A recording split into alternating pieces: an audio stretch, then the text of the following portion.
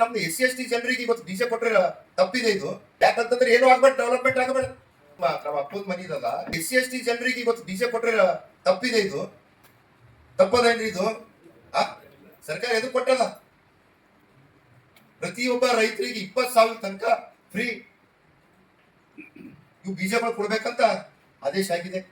Madam ಅವರು ಕೂಡ ಬಂದಿದಾಗ 4 ತಾರೀಕಿಗೆ ಮಾಡೋಣ, ಎಲ್ಲಾ ಜನಪ್ರತಿನಿಧಿಗಳಿಗೆ ಎಲ್ಲ ಪ್ರೋಟೋಕಾಲ್ ಪ್ರಕಾರ ಮಾಡಂತ ನಾನು ಸೂಚನೆ ಕೊಟ್ಟೆ. ಇನ್ನೇನೇನ್ ಮಾಡ್ತಾರ, ಸಾಯಂಕಾಲ ಬಂದಿ ಸರ ಏನೋ ನನಗೆ ಒತ್ತಡ ಇದೆ, ನಮ್ಮ ತಂದೆಯವ್ರಿಗೆ ಆರಂಭಿಲ್ಲ, ಇದಕ್ಕೆ ಮುಂದೆ ಹಾಕೋಣ. ರೈತರ ಬಗ್ಗೆ ಪರವಾಗಿಲ್ಲ, ಸ್ವಲ್ಪ ಜನರಿಗೆ ಏನಾಗಿದೆ ಪ್ರೋಟೋಕಾಲ್ ಬೇಕು.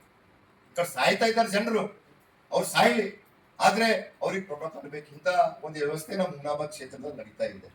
ಅದಕ್ಕಾಗಿ ನಾನು JD ಅವರಿಗೆ CS ಬಂದು ಹೇಳಿದ, ನಿನ್ನೆ ನೀವು ನಾಳೆ ಏನ ನಮ್ಮ ರೈತರಿಗೆ ನೀವು ಬೀಜ ವಿತರಣೆ ಮಾಡಿಲ್ಲ ಅಂದ್ರ ನಾನೇ ಹೋಗಿ ನಿಮ್ಮ ಆಫೀಸ್ ಎದುರ ಧರಣಿ ಮಾಡ್ತೀನಿ ಅಂತ ಹೇಳಿದಾಗ ಪಾಪ ಬೀದಲ್ಲಿ ಬಂದು ಇವತ್ತ ಬೀಜ ವಿತರಣೆ ಮಾಡ್ತಾ ಇದ್ದಾರೆ.